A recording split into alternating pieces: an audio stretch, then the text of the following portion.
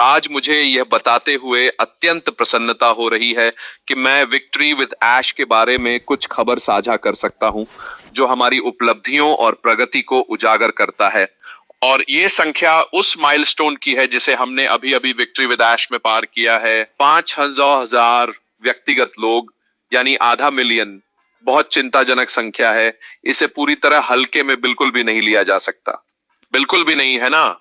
हमने अभी अभी इसे पार किया है और हमारे सीईओ ऐश मुफार्रा का एक बेहतरीन संदेश है जो माइलस्टोन संख्याओं के बारे में बता रहा है, जो दुनिया भर में हर मिनट बढ़ रही हैं। और वह ये भी बार बार कहते हैं कि ये सब बिना किसी वास्तविक बड़े जोखिम के सुरक्षित है। ये सब पूरी तरह से बिना किसी बड़े मार्केटिंग अभियान या विज्ञापन खर्च के केवल मुहजबानी प्रचार और व्यक्तिगत निमंत्रण के माध्यम से हुआ है।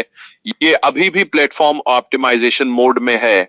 इसका क्या मतलब है? इसका मतलब है कि चीजों को अभी भी संवारा जा रहा है। चीजें अभी भी जैसे जैसे हम आगे बढ़ रहे हैं उसमें जोड़ा जा रहा है। जाहिर तौर पर यह केवल आमंत्रण आधारित यह प्लेटफॉर्म गुणवत्ता को मात्रा पर प्राथमिकता देता। जैविक वैश्विक मांग सीमाओं से परे तेज फैल रही है। वे उनकी अपेक्षाओं पर खरे उतर रहे हैं, अच्छे हालातों में वाकई दमक रहे हैं। विक्ट्री विद ऐश और उन आंकड़ों की बात करें तो वास्तव में वे झूठ नहीं बोलते, है ना। तो संख्याएं नहीं झूठ बोलती कहावत वास्तव में किस स्रोत या प्राचीन संदर्भ से आई है? और क्या ये केवल एक मुहावरा ही है, जिसका मतलब है कि संख्यात्मक डेटा और आंकड़े वस्तुनिष्ठ तथ्य होते हैं जिनका उपयोग धारणा चुनौती देने या तर्क प्रमाणित करने में काम आता है। और आज की दुनिया में लोग जो कुछ भी कहते हैं उसके समर्थन के लिए हमेशा अच्छा होता है कि उनकी बातें तर्क संगत तथ्यों से प्रमाणित हों। वे आंकड़े और संख्याएं मौजूद हों जो आपकी बात का समर्थन करें। अगर आप कई ऑनलाइन व्यवसायों को देखें और खासतौर पर उन उभरते स्टार्टअप्स और उनके निरंतर बढ़ते ग्राहकों की संख्या के सापेक्ष ये आंकड़े पूरी तरह फीके पड़कर महत्वहीन हो जाते हैं।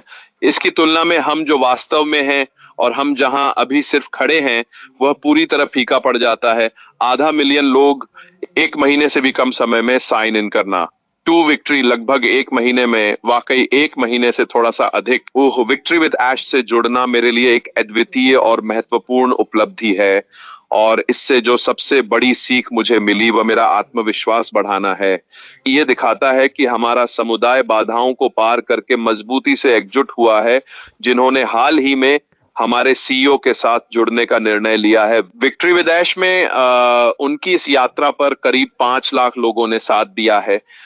यह वाकई अद्भुत नजारा है। यह भी दर्शाता है कि जहां लोग पक्षपाती हो सकते हैं, संख्याएं एक निष्पक्ष और सत्यनिष्ठ वास्तविक सच स्पष्ट और निष्पक्ष प्रतिनिधित्व किया जाना चाहिए। केवल लोगों की बातें सुनने या कुछ कह देने के बजाय ये संख्याएं झूठ नहीं बोलती, है ना। दरअसल यह कहावत एक प्रतिष्ठित किताब का शीर्षक भी है। बस यही वाक्य मन में नई जिज्ञासा जगाता है। आधुनिक दुनिया के मुद्दों और आंकड़ों का अन्वेषण करने के बारे में है। तो वास्तव में यह क्या है? यह वस्तुनिष्ठ सत्य है। मुख्य विचार यह है कि संख्याएं एक विश्वसनीय सूचना स्रोत हैं, क्योंकि ये भावनाओं या राय से प्रभावित नहीं होती। उदाहरण के लिए, तलाक की दरों के आंकड़े नहीं बदलते, चाहे किसी की भावनाएं इसके बारे में कैसी भी हों। एक बार फिर हमारे साथ 5 लाख लोग हैं, यह एक आंकड़ा है। आप इस तथ्य को नजरअंदाज नहीं कर सकते कि वास्तव में 5 लाख लोग हैं जो ऐश के साथ विजय में शामिल हो चुके हैं। चाहे लोग सोचें कि हम साधारण हैं, फिर भी हमारी सच्ची जीत प्रेरणा देती है। हमें अभी बिल्कुल भी पता नहीं है कि हम क्या कर रहे हैं या क्यों कर रहे हैं। हम पागल हैं और बाकी सब कुछ। तथ्य से इसका कोई असर नहीं कि 5 लाख लोग विक्ट्री विद ऐश से जुड़ चुके हैं। यह मान्यताओं और आंकड़ों को चुनौती देना भी है। वे ऐसा क्यों करते हैं? यह अक्सर चौंकाने वाले या तर्क विरोधी होते हैं, जिससे श्रोता या पाठक भ्रमित हो जाते और सोचने पर मजबूर हो जाते। तथ्यों को पेश करने में इस्तेमाल होता है। उदाहरण के लिए, जबकि इलेक्ट्रिक कारें स्वाभाविक रूप से लाभकारी लगती हैं, आंकड़े दिखाते हैं कि उनके उत्पादन में अभी भी पर्याप्त जीवाश्म ईंधन की जरूरत होती है, जो इस विचार को चुनौती देता है कि वे अभी एक परिपूर्ण समाधान हैं, एक दूसरे को चुनौती देता है। ये तथ्य झूठ नहीं बोलते, है ना? यही तथ्य है। तो एक बार फिर वैज्ञानिक दृष्टिकोण से इकट्ठा किए गए आंकड़े और संख्याएं हमेशा सत्य की कसौटी साबित होती हैं। चाहे बाहर कितना भी शोर हो, लोग अनगिनत बातें कर रहे हों और नाना प्रकार के आकलन निकाल रहे हों, लोगों ने तो खूब सारी बातें कह दी हैं, है ना? ये सब हमारी सीईओ के साथ यात्रा का हिस्सा है। और फिर अपनी सीईओ से यह जानकारी पाकर हमें सच में उत्साह मिलता है कि हम सही जगह सही लोगों के बीच हैं।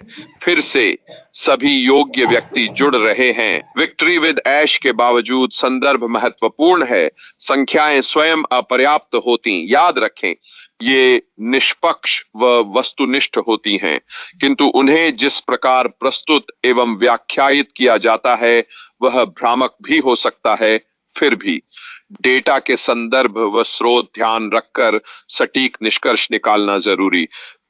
मेरे ख्याल से इस पूरे मामले में चूंकि हम जितने विश्वसनीय लोगों को वास्तविक रूप से जानते समझते हैं, हमें पूरी तरह पता है कि ये आंकड़े वैध हैं। हमें पता है कि ये आंकड़े सच्चे हैं, उन्हें मोड़कर पेश करने का कोई मतलब नहीं है।